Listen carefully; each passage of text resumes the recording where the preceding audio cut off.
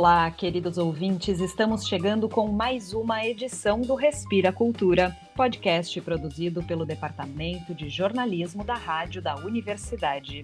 Lembrando que vocês nos acompanham pelo blog da redação em urgs.br/destaques rádio, no Lumina Podcasts e nas principais plataformas de streaming.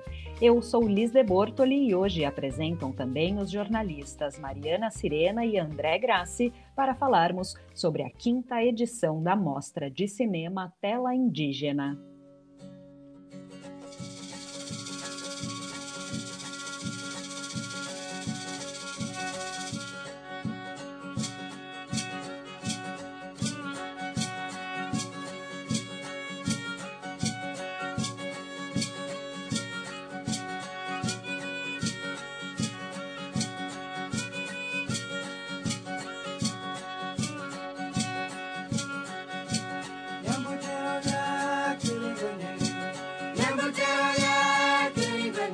Oi Liz, oi ouvintes, aqui Mariana Cirena. Desde o início da pandemia, a arte e a cultura vêm sendo não só respiro, como diz o nome do nosso podcast, mas também um espaço de encontros, apesar do distanciamento social. São encontros com realidades diferentes, com emoções ou com reflexões. E nesta sexta-feira, dia 16, começa uma mostra de cinema que quer gerar um encontro muito importante por meio dos filmes, o de indígenas do Rio Grande do Sul com o povo da cidade de Porto Alegre. É a 5ª Mostra Tela Indígena, que vai usar paredes de prédios da cidade como suporte para exibir filmes de realizadores audiovisuais gaúchos da etnia Guarani.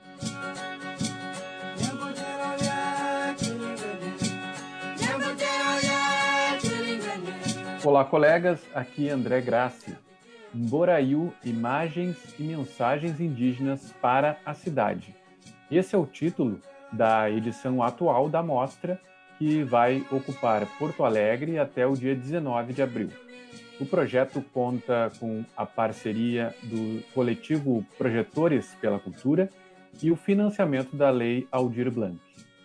4 produções, feitas especialmente para o evento, vão ser exibidas em paredes da Cidade Baixa, Bonfim e Centro. Mas, até ganhar as ruas da cidade, o Tela Indígena percorreu um caminho de expansão que começou dentro da Universidade Federal do Rio Grande do Sul. Nós conversamos com uma das organizadoras do evento, a antropóloga Georgia de Macedo Garcia, e ela nos contou um pouco dessa trajetória. A Tela Indígena, ela surgiu em 2016, surgiu dentro do Núcleo de Antropologia das Sociedades Indígenas e Tradicionais, da URGS, um núcleo de pesquisa coordenado pelo professor Sérgio Batista. Na época, nós éramos estudantes e sentíamos muita vontade de criar um ambiente onde nós pudéssemos compartilhar os filmes de diretores indígenas ou com essa temática que nós assistíamos e conhecíamos. A gente percebia que nesse ambiente esses filmes circulavam e nós conversávamos sobre eles, mas tínhamos muita vontade que esses filmes chegassem a mais pessoas. E pensamos que organizar uma mostra de cinema podia ser uma oportunidade para a gente agir frente a essa inquietação e buscar ampliar a comunidade de diálogo. Felizmente, nós contamos com o apoio da Sala de Cinema Redenção, uma ótima sala de cinema da Universidade Pública Federal do Rio Grande do Sul e que fica localizada no campus centro da cidade de Porto Alegre. Essa localização e uma programação totalmente gratuita certamente nos possibilitou começar a colocar esses filmes em contato com mais pessoas. Fizemos a mostra na Sala de Cinema Redenção por 2 anos, com sessões mensais, seguida de uma conversa com artistas, lideranças políticas e espirituais indígenas. E foi com a contemplação de um edital do Ministério da Cultura que a gente conseguiu modificar esse formato.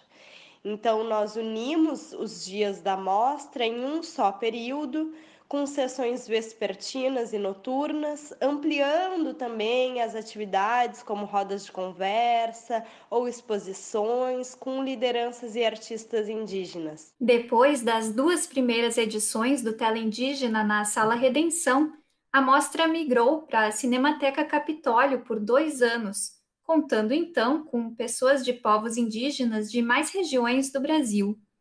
A Geórgia nos falou que fazer o projeto circular por salas de cinema diferentes também quer dizer demarcar a presença indígena em outros espaços da cidade. A ideia de projetar filmes na rua neste ano também tem a ver com ocupar lugares, ainda mais nesta época de pandemia, em que a distância entre a cidade e as aldeias aumentou, já que os indígenas não estão podendo trazer o artesanato para o centro. O objetivo da mostra sempre foi ser um local de comunicação, a criação de um ambiente para troca, para que a arte indígena chegasse em mais pessoas. E para isso, esse formato presencial de ocupação dos diferentes espaços da cidade sempre se mostraram muito importantes para a gente. E eu acredito que isso acaba falando também sobre essa opção das projeções em diferentes locais da cidade, né? Da realização desse projeto que se chama Emboraiu, Mensagens Sinceras para a Cidade. Com a pandemia e com todos em suas casas, a gente ficou se perguntando como contar histórias para as pessoas, como fugir dos algoritmos e das curadorias pessoais que marcam cada uma das redes sociais que nós temos. Além disso, a pandemia e a paralisação da venda do artesanato, que acontece muito na cidade e na presença nesses eventos, era algo que nos fazia pensar em formas de ajudar a gerar renda dentro dos territórios indígenas. Então, esse projeto convida 3 cineastas em Biá-Guarani e um coletivo de cinema em Biá-Guarani, de São Miguel das Missões, para montar suas equipes e produzir uma mensagem que será enviada aos não indígenas que moram na cidade. São filmes, vídeos, mensagens inéditas feitas especialmente para esse projeto. Essas mensagens, então, elas serão transmitidas durante 4 dias, em 9 pontos diferentes. E nós entendemos ela como uma forma de ocupar a cidade, mesmo quando não é possível estar circulando nela em função da pandemia. Os cineastas convidados para participar da mostra são Gerson Gomes Uerá, Verá Chunu e Pará Reté, além do coletivo Biá-Guarani de Cinema. A lista dos locais de projeção dos filmes, que duram mais ou menos 10 minutos cada um, está disponível na descrição deste episódio. Mas como nem todos vão poder assistir presencialmente às projeções, o evento vai transmitir a primeira noite pela internet, mantendo a ideia de priorizar o encontro da cidade com o cinema indígena, como a Geórgia nos contou.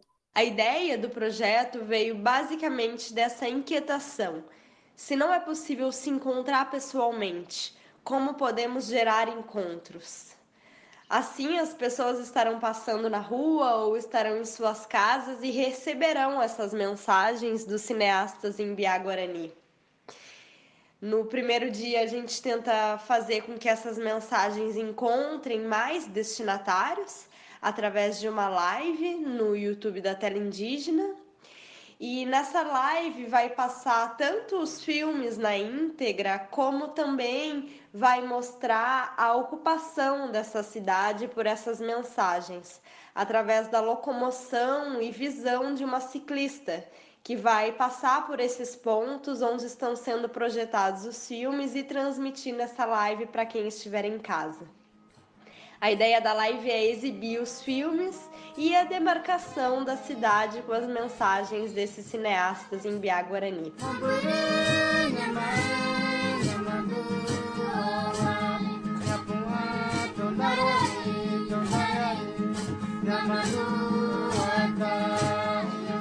Por muito tempo, os indígenas foram retratados no cinema, mas agora, cada vez mais, eles estão assumindo a elaboração de roteiros e contando as próprias histórias com a câmera na mão. A mostra Mboraiu nos oportuniza conhecer uma série desses artistas. Nós falamos com um deles, o Veracho Nu, que vem da aldeia Tecoapindomirim, em Itapuã, na cidade de Viamão. Ele compartilhou um pouco da motivação que o levou a entrar no universo do audiovisual. Eu comecei a fazer filme em 2007, mas como não tinha câmera, eu gravava com celular mesmo. E então, aí que eu vi que é importante a gente fazer um filme e mostrar para as pessoas que não conhecem nossas aldeias, nosso costume, cultura, fala. Então foi assim surgiu me interessar e me envolver com cinema, sabe? Porque eu queria mostrar mais sobre a luta dos povos indígenas na aldeia ou fora. E em 2020, Veracho Nu não conseguiu produzir filmes em função da pandemia. Mas, em 2021, o Tela Indígena fez o convite para que ele mandasse uma mensagem para a cidade, providenciando os equipamentos necessários para o filme. Para a mostra, ele resolveu fazer um curta com imagens do artesanato na aldeia e principalmente sobre a resistência do povo. O que eu estou apresentando na Mostra Tela Indígena este ano é nossa resistência mesmo, que estamos resistindo, que estamos aqui enjolados na nossa aldeia mesmo, como a gente não pôde sair, como as pessoas não pôde sair e vender esse artesanato, estamos aqui mesmo, dá um jeito de viver, achar os alimentos. Então eu estou apresentando a nossa resistência mesmo. E também porque essa pandemia faz lembrar o passado, me faz lembrar o passado, na verdade faz lembrar, todo indígena faz lembrar o passado, porque na chegada dos portugueses trazia muita doença, matava muitas crianças, jovens, mulheres mais velhas, por isso eu apresento como nossa resistência mesmo. Então, isso que estou apresentando na Mostra Tela Indígena. O projeto também quer que essa resistência seja vista para além da mostra de filmes. A ideia é incentivar a produção do cinema indígena e a formação de equipes artísticas e técnicas de uma forma ampla, dentro dos territórios guaranis, aqui no Rio Grande do Sul. A Geórgia nos contou que, nesse sentido, o grupo tem atuado na compra de equipamentos para os realizadores com os recursos da Lei Aldir Blanc. A Tela Indígena ela sempre se propôs a ser esse espaço de troca e fortalecimento do cinema indígena. E além desse projeto de produção de mensagens audiovisuais, nós também estamos ainda finalizando um outro projeto que é de aquisição de bens materiais para 2 coletivos em Biá-Guarani. O coletivo Comunicação Query, da Terra Indígena da Estiva, em Viamão, e o coletivo Imbiá-Guarani de Cinema de São Miguel das Missões. Através desse edital, a gente conseguiu comprar câmeras, computadores, lentes, HD externo, tripé, luz específica para a gravação, buscando, fortalecer, então, o cinema indígena, não só nessas formas de produção e de projeção, mas também comprando esses materiais que são essenciais para a produção. Para acompanhar as novidades da Tela Indígena e saber mais sobre a mostra que estreia nesta sexta-feira, basta acessar os perfis do projeto no Facebook e no Instagram. A primeira sessão começa às 6h30 da tarde. Nos próximos dias, as exibições também acontecem a partir desse horário.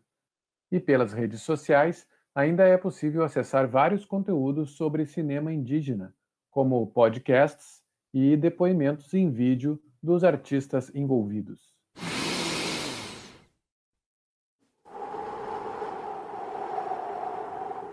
Respira Cultura.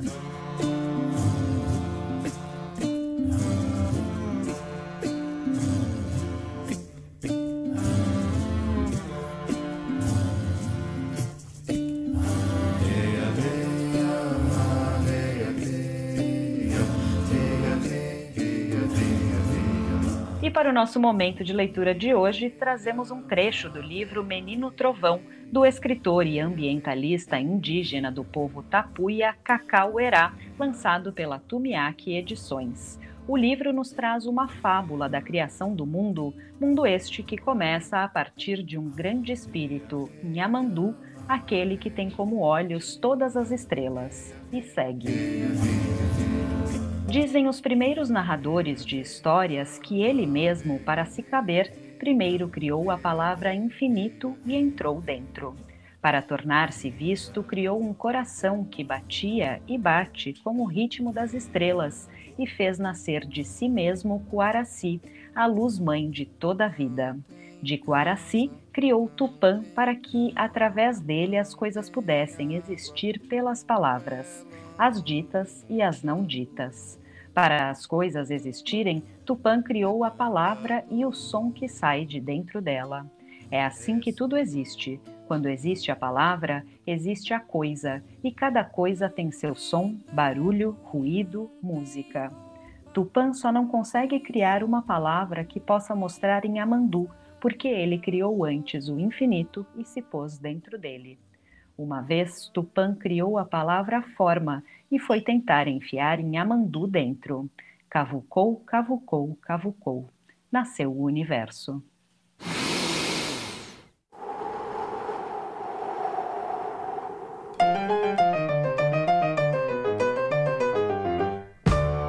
E assim, o Respira Cultura de hoje se despede por aqui. O programa teve a produção do Departamento de Jornalismo da Rádio da Universidade. A apresentação foi comigo, Liz de Bortoli, em parceria com os jornalistas Mariana Sirena e André Grassi, que também fez a edição deste programa.